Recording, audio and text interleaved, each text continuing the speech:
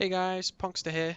Welcome to the matchup tech series. Today we're looking at Cutthroat Kano, and he is a really tricky one for Cyrax. You've got no hope in the neutral. Between his blade slice and his incredible low profiling, your forward 2 is rendered useless even when he's negative. So you're subject to only using your forward 4 as a mid. Here I would recommend trying to use forward 40x saw as much as possible, or just the standard saw. But either way, I don't understand why that's not working. Look, this PS4 pad is absolutely terrible.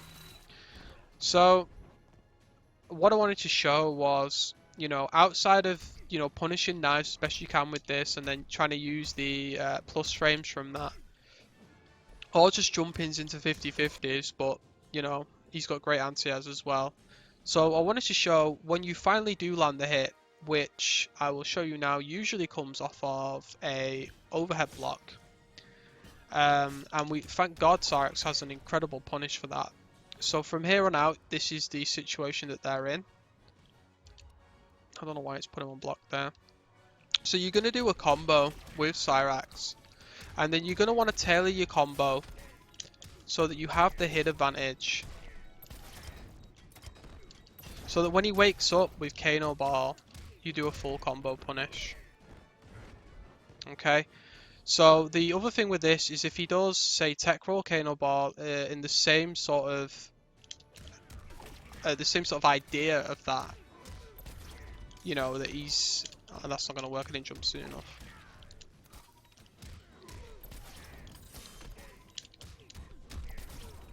And he's now doing the same thing, he's done tech roll Kano Ball. At least you're safe. Or safe-ish. And if you do the same setup and you don't commit to the back 3 and you just block, and the opponent wants to wake up with Uprise Ball, I've done something horrendously strange here. Take him off roll. Maybe I should keep roll mode on. Not too sure. I'm just trying to replicate the situation. So here, and he does the up ball. Okay, there we go. So let's say you've done the same situation. He does that. You can actually stand in for punish him every single time.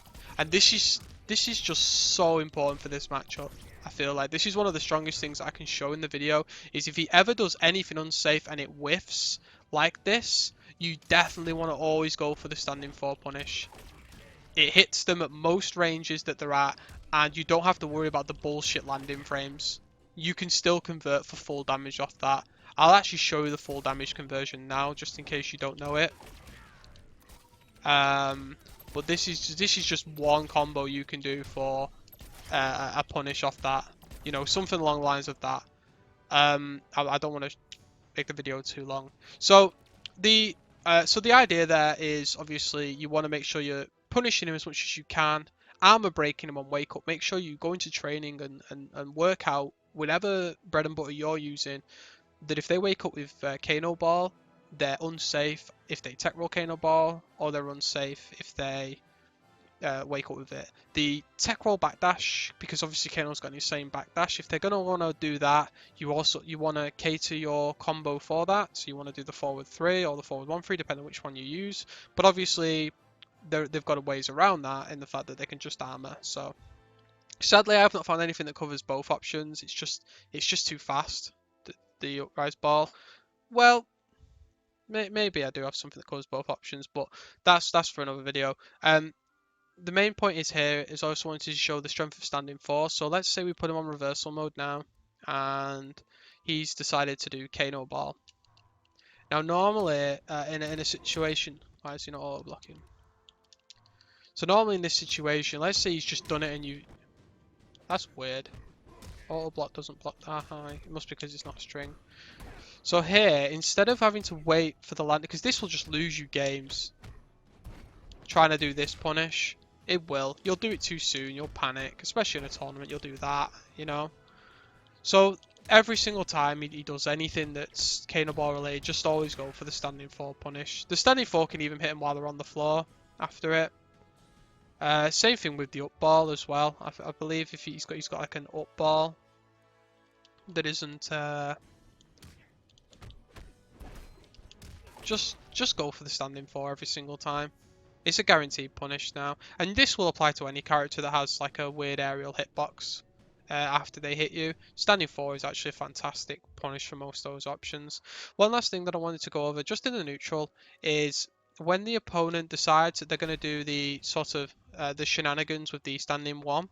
You've got two options. You've got a meterless option and a metered option.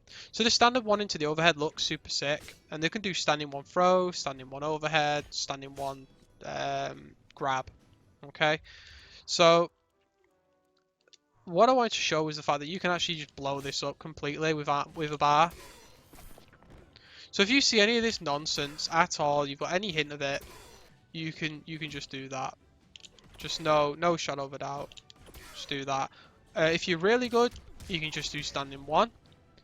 You can probably even do, you know, whatever you want, to be honest. Ultimately, this is a gimmick, and you should be looking to, at minimum, you don't want to low poke, by the way. This might be what catches people out when they're trying to poke out.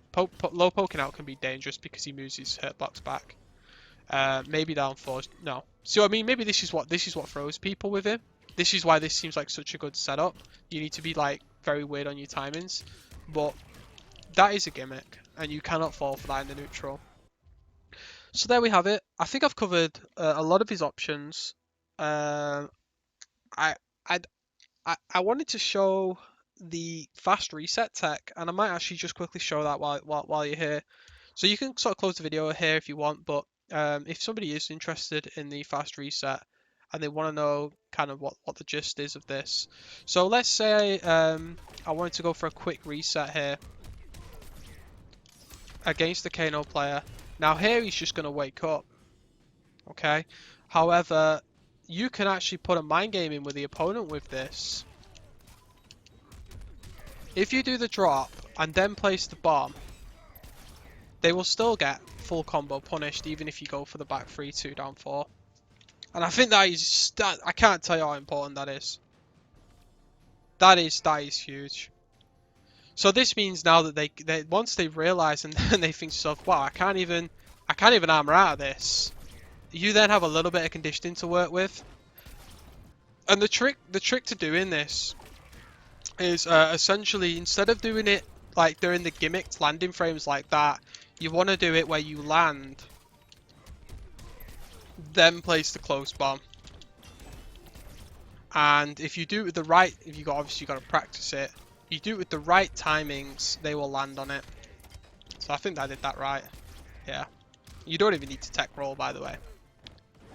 So, and you might be thinking, well, the opponent sees me do that, they're just going to do a delayed wake up, or they're going to tech roll backdash. Well, I mean, if you tech roll backdash, then you're out the situation. It's a bit sad, but that's just what happens. But, you know, if they do a delayed wake up and you want to do the same thing, it's actually going to go against them. So that they're definitely not going to do this. Oh, did it wrong.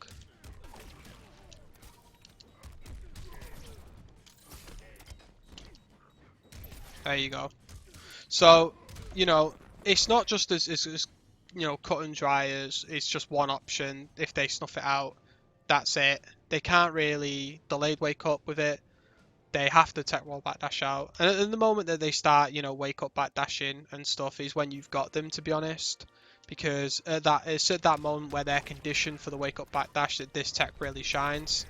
There's just nothing they can do, you know, to get out of the situation. And I could have, you know, burned a saw there or grabbed him. So yeah, so thanks for watching, guys. Hopefully this helps you a little bit against this matchup. It's 7-3. Possibly. I mean, this isn't my opinion. This is somebody else's. But 7-3. There aren't many Cutthroat players, you know, that, to be honest. But I do know there's a couple of good ones out there. And much better players than myself that have played this matchup do say it's 7-3. I don't know personally. It feels like a 7-3 in the neutral for sure. But once you've blocked the overhead and you're in the punish thing, they're gonna have to break. Then they've got no meter.